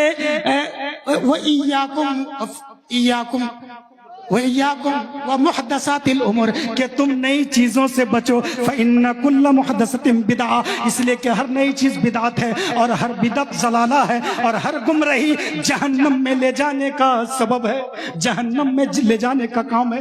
تو میرے دوستو اس حدیث کو کے بارے میں چیلنج کرتا ہوں، اور میں یہ پیغام دیتا ہوں، آپ سیدھے سادے بھولے مسلمانوں سے، کیا بریلوی اسٹیج سے یہ بدعت والی حدیث کبھی کیوں نہیں پڑھی جاتی؟ نہ جمعہ کے ممبر پر، نہ جلسہ کے اسٹیج پر، نہ اپنی درسگاہ میں اس حدیث کو کیوں نہیں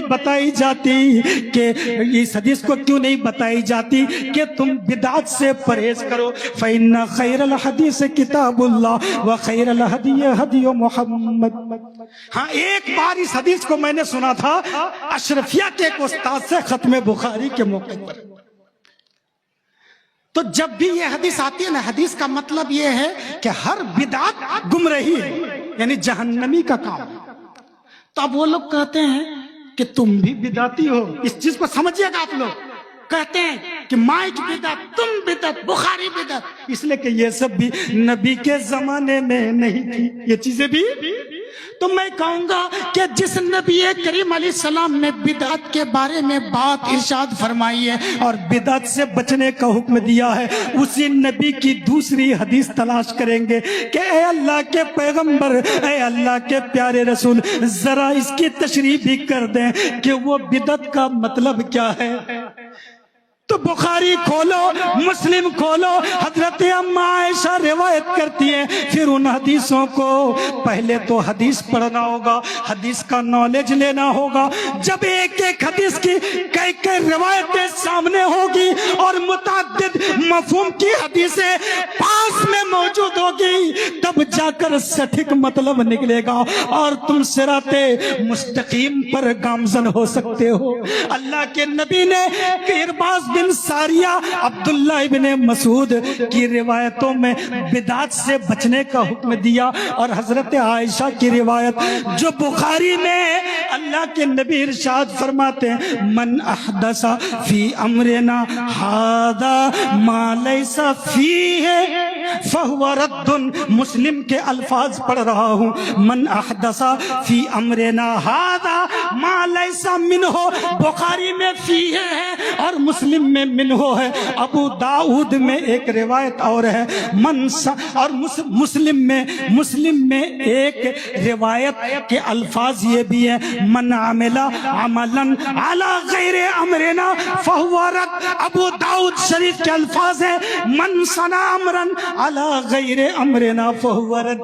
حدیث کے یہ روایتیں مکمل ہو گئی۔ اللہ کے نبی نے فرمایا کہ جو ہمارے اس دین میں ایسی نئی چیز لے کر آئے جو دین سے نہیں ہے وہ بدعت ہے، اور ایسی ہر بدعت، ایسی ساری بدعت سے بچنے کا حکم ہے۔ تو میرے دوستو یہ مائک دین کا حصہ نہیں ہے، میں دین کا پارٹ نہیں ہوں۔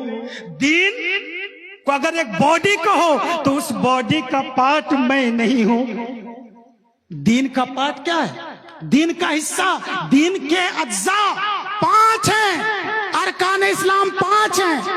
بخاری شریف عن ابن عمر رضی اللہ عنہما قال قال النبی صلی اللہ علیہ وسلم بنی الاسلام علی 5 شہادت اللہ الہ الا اللہ وان محمدا عبدہ ورسولہ واقام الصلاۃ وایتاء الزکاۃ والحج وصوم رمضان۔ یہ 5 ارکان سب کو معلوم ہے۔ اس کے بعد یہ 5 ارکان میرے دوستو، میرے مسلمان بھائیوں، آپ کا روزہ، آپ کا حج، آپ کی زکوٰۃ، آپ کی نماز کچھ مقبول نہیں ہوگی جب تک کہ تم اللہ کی تعظیم، اللہ سے محبت اور نبی کی تعظیم اور نبی کی محبت نہ کر لو۔ اب تو ضروری ہو گیا اس حدیث کو بھی سنانا، اس لیے کہ بریلویوں کی طرف سے اہل حدیث پر الزام ہے کہ اہل حدیث نبی کی تعظیم نہیں کرتے ہیں، اس لیے یہ بد مذہب ہے۔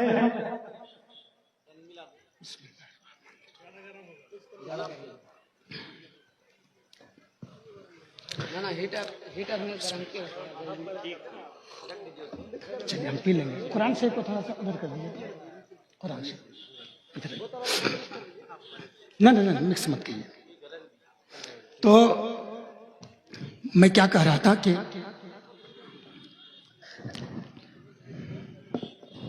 کون سی بات چل رہی تھی؟ ہاں، وہ لوگ کہتے ہیں کہ اہل حدیث نبی کی تعظیم نہیں کرتے۔ میرے طلبہ میں کتنے طلبہ رو گئے، کئی دن روئے کہ حضور اے میرے پیارے استاذ، آپ اتنا سب کچھ پڑھ کر آپ بد مذہب میں کیسے چلے گئے؟ آپ کو کیسے جہنمی کہا جائے؟ 3 دن سے نیند نہیں آ رہی ہے۔ میرے جو بہت مخلص اسٹوڈنٹ تھے وہ کہہ رہے تھے، اور دردناک اندوں کا المناک خط لکھ رہے تھے واٹس ایپ میں۔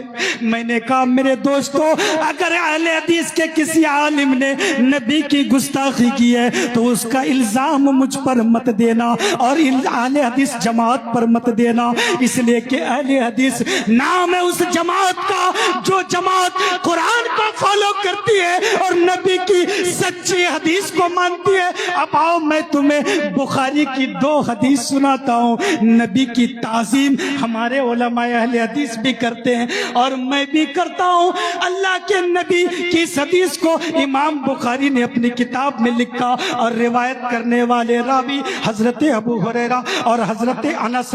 تو میں جو روایت پڑھنے لگا ہوں وہ روایت حضرت انس کی ہے۔ عن انس رضی اللہ عنہ قال قال النبی صلی اللہ علیہ وسلم لا یؤمن احدکم حتی اکون احب الی۔ اللہ کے پیغمبر ارشاد فرماتے ہیں کہ تم میں اس وقت تک کوئی پکا مسلمان مومن ہو ہی نہیں سکتا جب تک کہ میں اس کے نزدیک اس کے باپ ماں، اس کی ساری اولاد، بیٹا بیٹی اور دنیا کے سارے ریلیشن اور دوسرے سارے لوگوں سے زیادہ میں محبوب نہ ہو جاؤں، صاحب سب سے زیادہ مجھ سے محبت نہ کر لے۔ اہل حدیث اس حدیث کو مانتے ہیں، اہل حدیث کے علماء اس حدیث کو مانتے ہیں، عوام اس حدیث کو مانتی ہے، ہم مانتے ہیں۔ اور دوسری حدیث بخاری شریف کی جو ایک مختصر واقعہ کی شکل میں ہے، میرے دوستو توجہ کے ساتھ سننا۔ حضرت عبداللہ بن ہشام، یہ صحابی رسول، یہ عبداللہ بن ہشام صحابی رسول، حدیث روایت کرنے والے صحابی۔ عن عبداللہ بن ہشام رضی اللہ عنہ قال كنا مع النبی صلی اللہ علیہ وسلم۔ کننا مع النبی ہے یا خرجنا مع رسول اللہ ہے، تھوڑا سا مجھ کو ڈاؤٹ لگ رہا ہے۔ بہرکیف اس کا مفہوم یہ ہوتا ہے کہ ہم لوگ اللہ کے نبی علیہ السلام کے ساتھ تھے یا ساتھ نکلے تھے۔ وَهُوَ آخِذٌ، اب سے صحیح ہے، وَهُوَ آخِذٌ بِيَدِ عمر بن الخطاب۔ عبداللہ ابن ہشام کہتے ہیں کہ اللہ کے نبی کے ساتھ میں تھا اور ہمارے ساتھ دیگر رفقا، دیگر ساتھی تھے۔ ہم لوگ نکلے اور کنڈیشن کیا تھا، صورتحال کیا تھی؟ اللہ کے نبی اپنے پیارے پیارے ہاتھوں سے عمر فاروق کا ہاتھ پکڑے ہوئے تھے۔ تو جب کسی کا ہاتھ پکڑ لیا جائے یا کندھے پہ ہاتھ رکھا جائے، کوئی نیتا اگر مسافہ کر لیتا ہے تو سمجھتا ہے کہ میری عید ہو گئی، سمجھتا ہے نا، اس کو وہ ریکارڈ کرتا رکھتا ہے۔ کہ فلاں MLA سے میری ملاقات ہو گئی، مگر میرے دوستو اللہ تعالیٰ کی مخلوق میں سب سے افضل، سب سے مقام و مرتبے والے، سب سے زیادہ علم و نالج والے، سب سے زیادہ اخلاق و انسانیت والے، انسان کامل نبی رحمت محمد عربی صلی اللہ علیہ وسلم کی ذات ہے۔ جب انہوں نے اپنے ہاتھ سے عمر کا ہاتھ پکڑا تو عمر کو کیسا فیل ہو رہا ہوگا، عمر کو کیسا لگ رہا ہوگا۔ عمر نے سوچا کہ آج اللہ کے پیارے پیغمبر سے کچھ اچھی بات، دل کی باتیں کر لی جائے۔ روزانہ تو اچھی باتیں کرتی ہے، آج کچھ خاص بات بتائی جائے، دل کی کیفیت میں ظاہر کر دیتا ہوں۔ تو عبداللہ بن ہشام کیا کہتے ہیں کہ حضرت عمر نے کہا یا رسول اللہ، اے اللہ کے نبی، اللہ کے رسول، اللہ کے پیغمبر، لَأَنْتَ أَحَبُّ إِلَيَّ مِنْ كُلِّ شَيْءٍ إِلَّا مِنْ نَفْسِي۔ بخاری کی حدیث ہے۔ اللہ کے نبی فرماتے، حضرت عمر کہتے ہیں اے اللہ کے رسول، آپ میرے نزدیک دنیا کی ساری چیزوں سے زیادہ محبوب ہیں، پسندیدہ ہیں۔ میں دنیا کی ساری چیزوں کو ایک طرف لگا دوں گا، دیوار پہ پٹک دوں گا، ان ساری چیزوں کے مقابلے میں آپ کو میں محبوب بناؤں گا، آپ میرے نزدیک محبوب ہیں۔ الا من نفسی، مگر میری جان کے علاوہ۔ بات فائنل یہ ہوئی، عمر جو کہنا چاہ رہے تھے، اے اللہ کے نبی، عمر یعنی مجھ کو سب سے زیادہ دنیا میں اپنی جان عزیز ہے، اپنی جان پیاری ہے، اپنا آتما سب سے زیادہ مجھے لائق ہے۔ اس کے بعد دوسرے نمبر پہ اگر کوئی چیز دنیا میں ہے تو وہ آپ کی ذات ہے۔ اللہ کے نبی نے فرمایا لا والذی بنفسی والذی نفسی بیدہ، والذی نفسی بیدہ، اس ذات، اے عمر، اس ذات کی قسم کھا کر میں کہتا ہوں کہ جس کے قبضے میں میری جان ہے، یعنی اللہ کی قسم کھا کر کہتا ہوں کہ تیرا عمر، تیرا ایمان اس وقت تک مکمل نہیں ہوگا اے عمر جب تک تو مجھ سے اپنی جان سے بھی زیادہ پریم نہ کرے، مجھ سے محبت نہ کرے۔ حضرت عمر نے تب کہا الان یا رسول اللہ، تو پھر یا رسول اللہ آپ میری جان سے بھی زیادہ مجھے پیارے ہیں، مجھے پسندیدہ ہیں۔ تب اللہ کے نبی نے فرمایا اے عمر، ایمان مکمل ہو گیا۔ تو میرے دوستو، یہ نبی کی تعظیم سے متعلق ہے، مگر تعظیم کرتے کرتے اگر کوئی یہ کہتے جیسا کہ کہا تھا عیسیٰ اللہ کا بیٹا، تو غلط بات، غلط شبد کے ذریعے تعریف نہیں ہوتی۔ کسی کی تعریف صحیح طریقے سے کرو تو وہ تعریف ہے، غلط طریقے سے کرو تو وہ تعریف نہیں۔ میں جس مقام پر ہوں، مجھے اگر اپنے مقام سے بڑا کہا جائے تو یہ میری تعریف نہیں ہے۔ میں جتنا بڑا ہوں، میں جس مقام پر ہوں اتنا ہی میرا مقام ہے، اس سے زیادہ کہو گے غلط ہے۔ تو بدعت کے بارے میں اللہ کے نبی نے کیا طریقہ بتایا کہ دین کا جو کام ہے، دین کی چیزیں ہیں، ان میں اگر تم ایڈیٹنگ کرو گے تو وہ بدعت ہے، اگر تم کمی بیشی کرو گے، بڑھاؤ گے تو وہ بدعت ہے، اور اس کے علاوہ چیزوں سے اعتراض کر کے یہ بتانا کہ تم بھی نبی کے زمانے میں نہ تھے تو تم بھی بدعت ہو گئے۔ میرے دوستو، اس کا مطلب یہ ہے کہ حدیث کی صحیح معلومات تمہیں نہیں ہے۔ اللہ کے نبی نے فرمایا کہ ہمارے اس دین میں، اس شریعت اسلامیہ میں جو ایسی نئی چیز لے کر آئے، جو چیز اس شریعت میں میں نے بتائی نہیں، قرآن میں نہیں ہے، تو وہ بدعت ہے، تو وہ رد ہے، ناقابل اعتبار ہے۔ اب بتاؤ، اللہ کے نبی نے قبر پہ اذان نہیں دی اور بریلوی دے رہے ہیں، تو نبی کی سنت پر عمل کون کر رہا ہے؟ اور رات میں ایک مولانا صاحب نے بتایا کہ جنازے کی نماز میں سورہ فاتحہ پڑھنا صحیح نہیں ہے، غلط ہے۔ اس نے ثابت کیا اور کیا کہا کہ سورہ فاتحہ پبلک سے کہا کہ میرے سامعین بتا کہ سورہ فاتحہ تو تلاوت ہے، اور جنازے کی نماز وہ نماز نہیں ہے، وہ تو دعا ہے، تو اس میں قرآن کی تلاوت کیسے ہوگی؟ میں کہوں گا اے مفتی زبیر، اگر میری آواز آپ کے کان تک پہنچ رہی ہو تو آپ کو حضرت عبداللہ ابن عباس رضی اللہ عنہما کی وہ صحیح حدیث نہیں معلوم ہے جس حدیث میں عبداللہ ابن عباس نے یہ بتایا کہ اس نے جنازے کی نماز میں امامت کی، اس نے سورہ فاتحہ پڑھا۔ اور ایک روایت نہیں، کئی روایتوں میں یہ بھی آتا ہے کہ حضرت عبداللہ ابن عباس نے زور سے سورہ فاتحہ پڑھا نماز کی جنازہ میں۔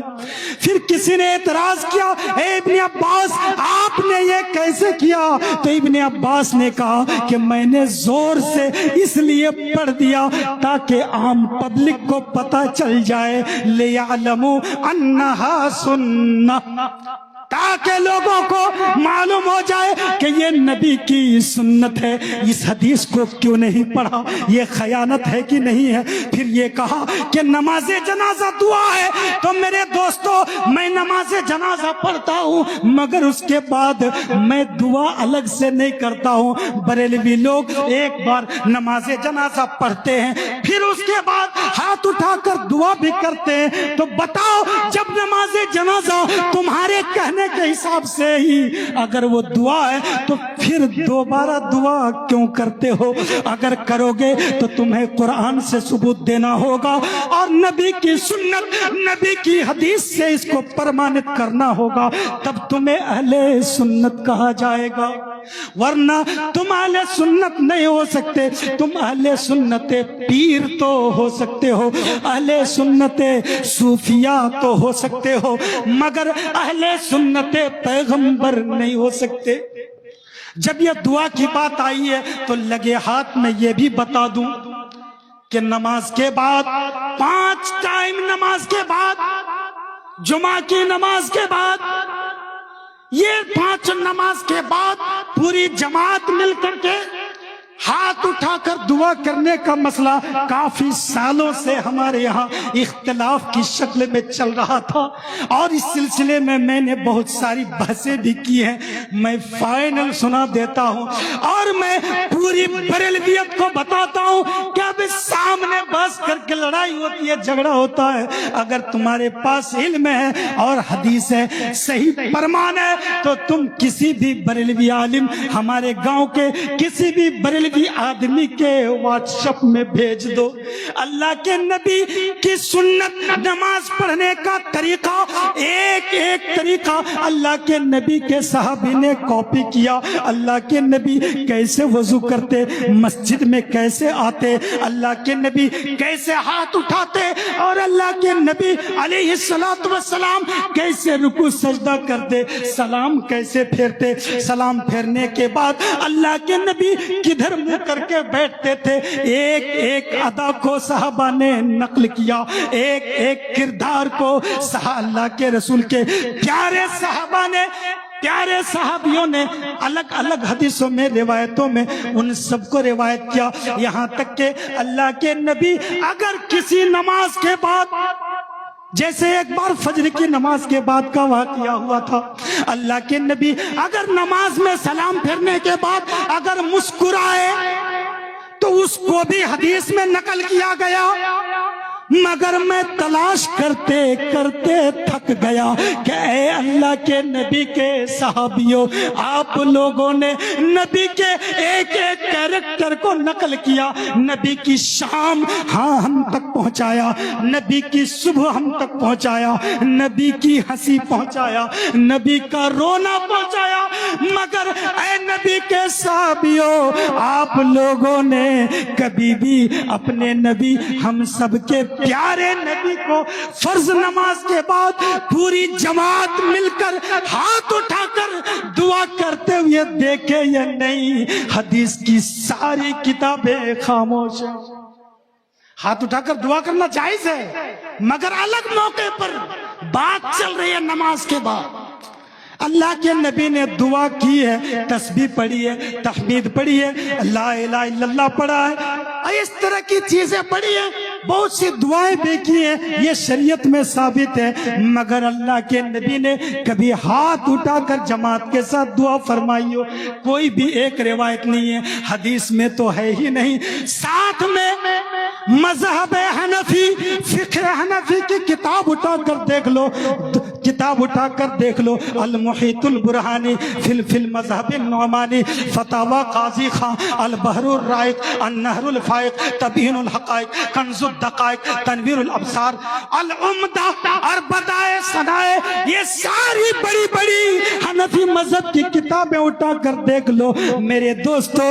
کیا حنفی مفتیوں نے، حنفی فقیہوں نے فرض نماز کا ایک ایک رکن کہ نماز میں کون کون سی چیزیں فرض ہیں کتابوں میں اسپشٹ جھلکا دیا ہے، لکھ دیا ہے، کون سی چیزیں واجب ہیں لکھ دیا ہے، کون سی چیزیں شرط ہیں وہ لکھ دیا ہے، کون سی چیز سنت ہے اس کو بھی لکھ دیا ہے، کون سے مستحب بہتر ہے اس کو بھی درشا دیا ہے۔ مگر کسی بڑے عالم نے، امام ابو حنیفہ رحمت اللہ علیہ نے، ان کے شاگرد امام ابو یوسف اور ان کے شاگرد امام محمد رحمہم اللہ، ان لوگوں نے کیوں نہیں لکھا؟ کس نے جاری کیا؟ یہ سب چیز ہے نہیں، فقہ حنفی کے بھی خلاف ہے۔ جب فقہ حنفی کی بات چلیے میرے دوستو، رفع یدین ایک بار کرو یا بار بار کرو، بات تو آئے گی، مگر میں شروع میں ایک بات یہ بتانا چاہتا ہوں کہ رفع یدین میں شروع میں تو سب لوگ اٹھاتے ہیں، کان چھونا۔ پچھلے لگ بھگ 3-4 سال سے میں اپنے مدرسے میں اس کا عمل چھوڑ دیا تھا۔ میں نے ریسرچ کیا، ملتقى الابہر، ایک پرانی مذہب حنفی کی پرانی کتاب، اعلیٰ حضرت سے صدیوں پرانی کتاب، اس کتاب میں انہوں نے لکھا تھا، اور اس بات کو علامہ ابن عابدین شامی نے رد المحتار میں کاپی کیا، اور اس کو یہ کہا کہ یہ ہاتھ اٹھانا کسی قرآن کی آیت سے، حدیث سے، ہاتھ اٹھا یہ کان چھونا، جیسے نماز شروع کرتے کیا اللہ اکبر، کان چھوتے، ہاتھ اٹھانا تو ہے، کان چھونا، ایسے ہاتھ اٹھا سیدھا، کان چھونا، ٹچ کرنا۔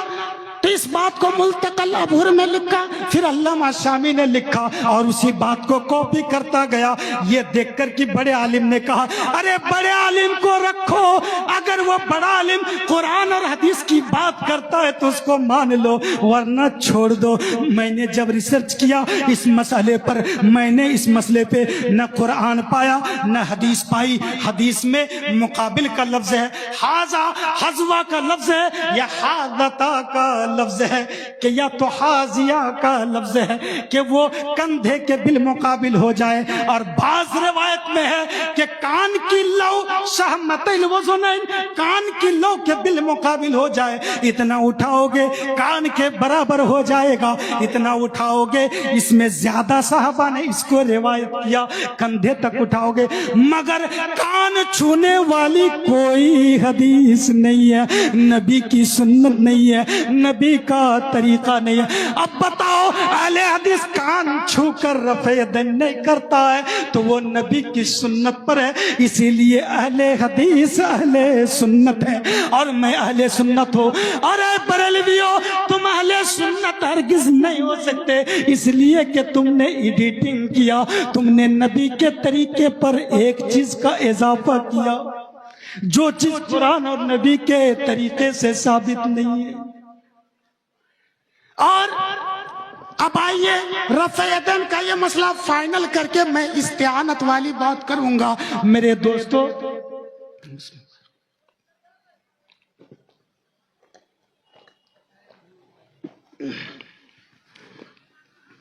رفع یدین کے تعلق سے جو بات ہے کہ رکوع میں جاتے وقت اور رکوع سے اٹھتے وقت یہ رفع یدین بھی ثابت ہے. کل بھی ان لوگوں نے بتایا کہ یہ حدیث صحیح ہے. تو جب صحیح ہے تو وہ ساری حدیث پڑھنے کی ضرورت ہی نہیں ہے مجھ کو، چونکہ اس کا انکار نہیں کیا ان لوگوں نے. مگر کیا کہا کہ رفع، صرف میں شارٹ کٹ بتا دوں، بہت سے صحابہ سے منقول ہے. چند صحابے کے نام میں بتا دیتا ہوں. سنتے جاؤ. رکوع میں جاتے وقت، رکوع سے اٹھتے وقت کتنے صحابہ نے رفع یدین کیا اور رفع یدین کی حدیث نقل کیا.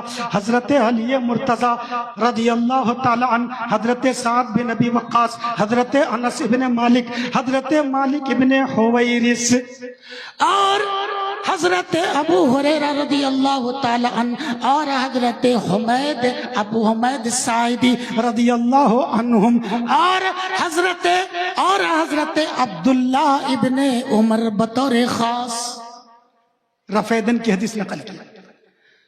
بہت ساری حدیثوں کا کیا سے کیا جواب دیا. میرے ایک استاذ ہیں، بہت بریلوی مذہب کے فقہ حنفی کے بڑے عالم، بڑے مفتی. انہوں نے اس مسئلے کو اس طرح سے ڈیسائیڈ کیا کہ رفع یدین جائز غیر مستحب ہے، اور اس کا اسٹوڈنٹ ایک قدم آگے بڑھ کے بولتا ہے. میرے استاذ نے اتنا طے کیا.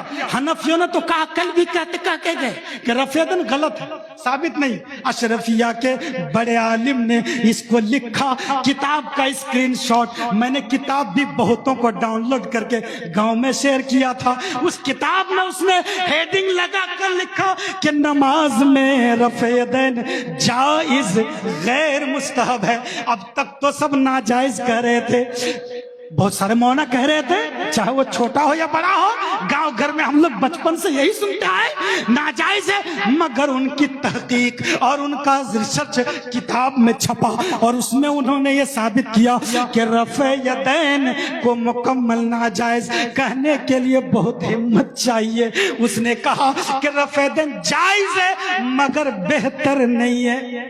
اور میں کہتا ہوں ان کا اسٹوڈنٹ کہ رفع یدین بہتر ہے، چھوڑنا بہتر نہیں ہے. کیسے؟ اب وہ جو منسوخ کہتے ہیں، اس بات کو میں نارملی بتاتا ہوں. اختلاف ہوا کہاں رفع یدین پر؟ علماء کرام توجہ کے ساتھ، ایک علمی بات ہے، اس کو میں بہت دھیرے بولتا ہوں، آپ لوگ بیدار ہو جائیے. اچھا، آج کی تقریر میں میں درود شریف ایک بار بھی نہیں پڑھا، تو ایک بار درود شریف پڑھ لیتے. اللہم صلی علی محمد وعلی آل محمد کما صلیت علی ابراہیم وعلی آل ابراہیم انک حمید مجید. اللہم بارک علی محمد وعلی آل محمد کما بارکت علی ابراہیم وعلی آل ابراہیم انک حمید مجید. درود شریف آپ لوگ کو بھی پڑھنا چاہیے. صلی اللہ علیہ وسلم پڑھ لیجئے ایک بار، صلی اللہ علیہ وسلم. مجلس میں، جس مجلس میں اللہ کے نبی نے فرمایا کہ کنجوس ہے وہ، البخیل الذی ذکرت عنده فلم یصلی علی، جس مجلس میں میرا ذکر ہوا، میرا نام لیا گیا اور مجھ پر درود نہیں پڑا، وہ کنجوس ہے. پڑھیے صلی اللہ علیہ وسلم. چلیے اب اس کے بعد کیا ہے کہ کیا بول رہا تھا میں کہ رفع یدین کے بارے میں یہ بات کہاں سے ہے؟ ایک علمی بات ہے.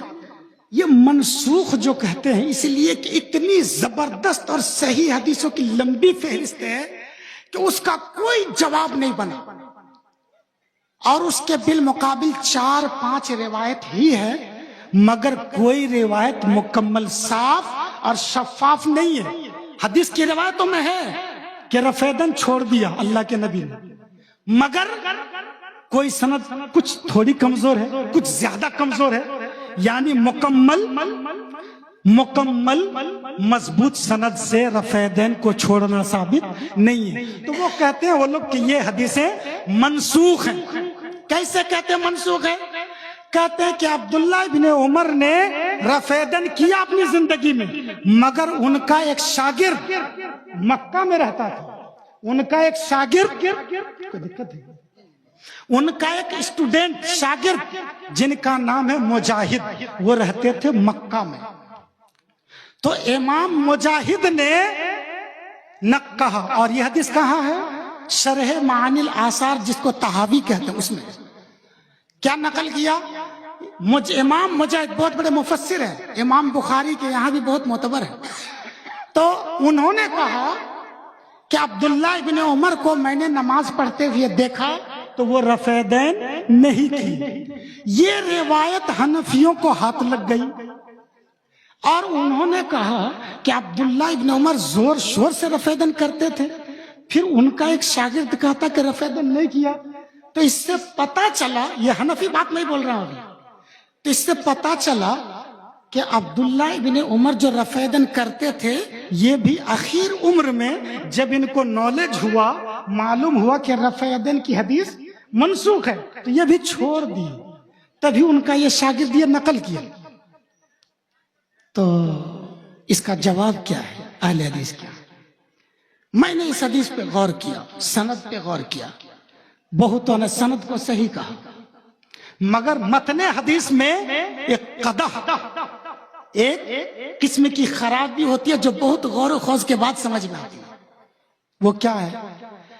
اب یہ دیکھنا ہے کہ عبداللہ ابن عمر کی وفات اور ان کے انتقال تک ان کے ساتھ رہنے والے شاگرد کون کون ہیں، اور ان سے دور رہ کر کبھی کبھی ملاقات کرنے والے ان کے شاگرد کون ہیں. یہ مجاہد ان کے شاگرد تو ضرور ہیں، مگر یہ رہتے تھے مکہ میں، ملاقات کم ہوتی تھی. اس کو محدثین کی اصطلاح میں مقل کہتے ہیں. اور جو ہمیشہ سفر حضر میں اکثر و بیشتر بلکہ مکمل ساتھ رہتے تھے وہ خود عبداللہ ابن عمر کا ایک بیٹا سالم اور ان کا ایک آزاد کردہ غلام نافع، یہ دونوں عبداللہ ابن عمر کے ساتھ رہتے تھے. تو اس لیے ان کو ملازم صحبت اور مکثر کہا جاتا ہے، یعنی کثرت سے روایت کرنے والے. تو اب بتاؤ کہ جو ان کے گھر کا آدمی، ایک غلام اور ایک بیٹا جو ان کے انتقال کے وقت تک ساتھ میں رہا، وہ تو کبھی نہیں دیکھا کہ عبداللہ ابن عمر نے رفع یدین چھوڑ دیا، مگر مکہ میں رہنے والے ایک شاگرد کو نظر آ گیا کہ عبداللہ ابن عمر نے رفع یدین چھوڑ دیا. اب بتاؤ دور والے کی بات مانو گے یا گھر میں جو محدثین ہیں یہ اپنے باپ اور اپنے آقا کی جو روایت کر رہے ہیں آخر تک کی اس کو مانو؟ سالم آخر تک رفع یدین کرتے رہے اور رفع یدین کی حدیث اپنے باپ کے حوالے سے نقل کرتے رہے. ان کا غلام عبداللہ ابن عمر کی طرف سے رفع یدین والی حدیث روایت کرتے رہے. امام مجاہد کی روایت کے بہت سے جوابات دیے گئے ہیں. ایک جواب یہ ہے، ہو سکتا ہے کہ اس وقت عبداللہ ابن عمر سے 100 ہو گیا ہوگا، ہاتھ نہیں اٹھائے ہوں، یا پھر تھوڑا اٹھا ہوگا ان کو نظر نہیں آیا، یا پھر ایسا بھی ہو سکتا ہے کہ یہ رفع یدین چونکہ واجب یا فرض نہیں ہے تو اس لیے بیان جواز کے لیے انہوں نے ایک بار یا تو چھوڑ دیا ہوگا، اسی کی روایت اس نے کر دی. مگر رفع یدین آخر تک وہ کرتے رہے. اور امام بخاری رحمت اللہ علیہ نے جزء رفع الیدین میں کثیر دلائل دیے.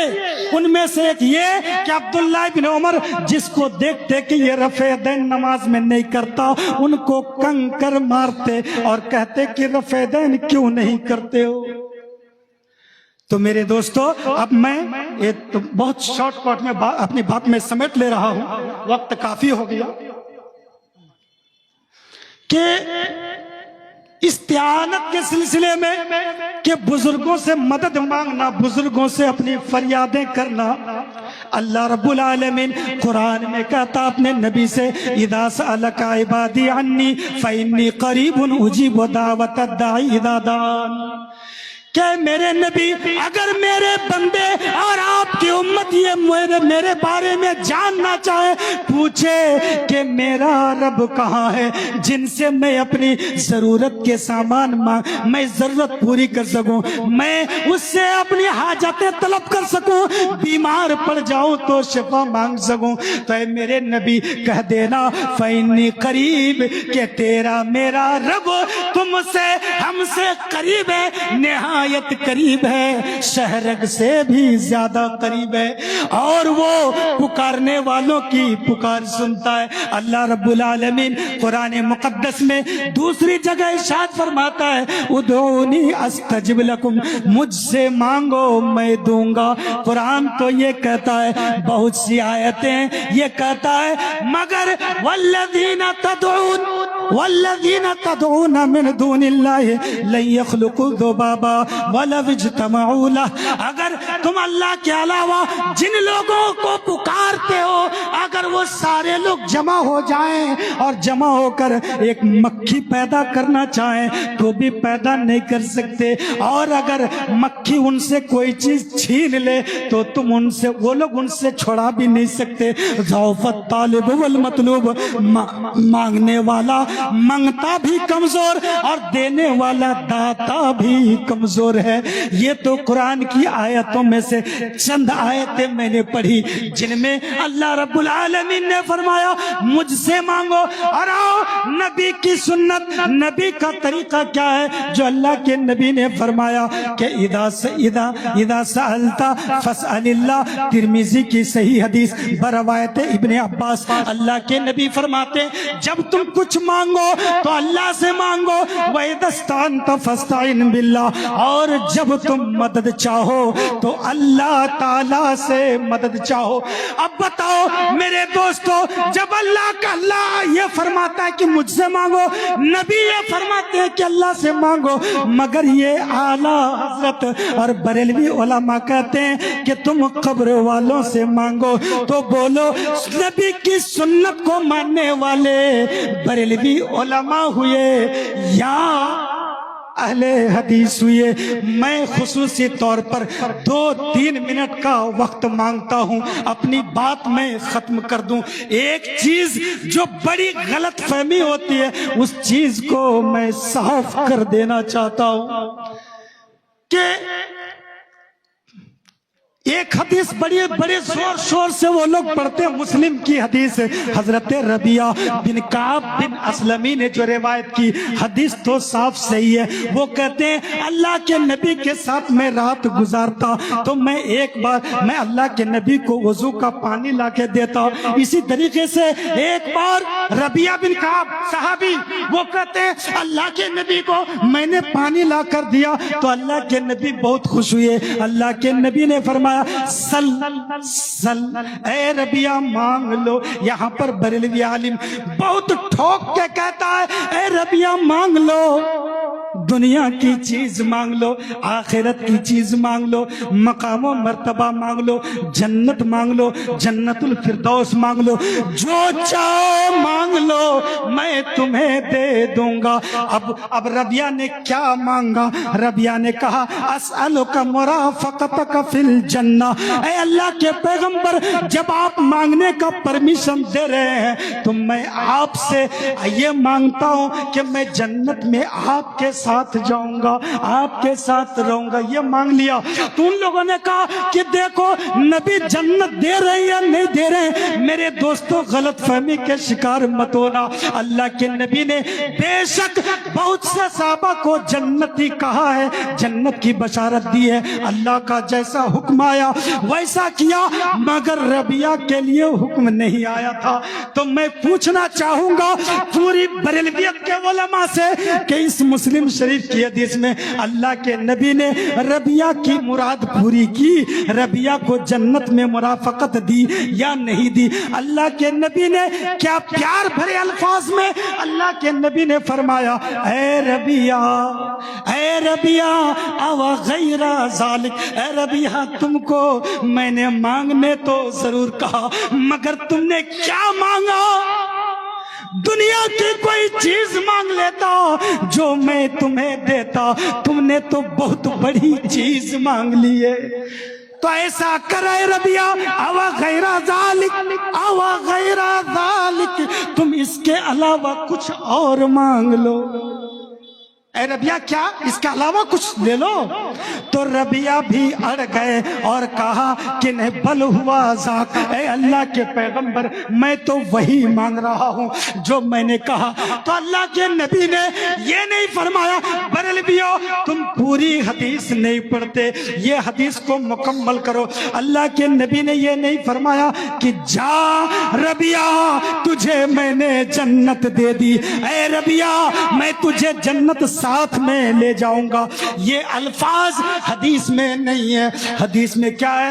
اللہ کے نبی نے ان کی رہبری فرمائی، ان کی رہنمائی فرمائی کہ کیسے تم اس مقام کو پا سکتے ہو، جنت میں تم اس درجے کو کیسے پا سکتے ہو۔ اللہ کے نبی نے فرمایا فَأَعِنِّي عَلَى نَفْسِكَ بِكَثْرَةِ السُّجُودِ، اے ربیہ اگر تم میرے ساتھ جنت میں رہنا چاہتے ہو تو تم زیادہ سے زیادہ تم اللہ کے لیے نماز پڑھو۔ اے بریلویو تم کہتے ہو قبر کے پاس جاؤ، خواجہ رجا ہندوستان کے راجا ان کے پاس جاؤ، فلاں کے پاس جاؤ، بتاؤ نبی کی سنت پر عمل کرتے ہوئے اہل حدیث نماز پڑھ کے اللہ سے جنت مانگتے ہیں، اور تم مزاروں میں جا کر جنت مانگو۔ تو بتاؤ اہل سنت کون ہے؟ میرا وقت چونکہ بہت ہو گیا، اس لیے میں اپنی تقریر کو انہی باتوں پر ختم کرتا ہوں۔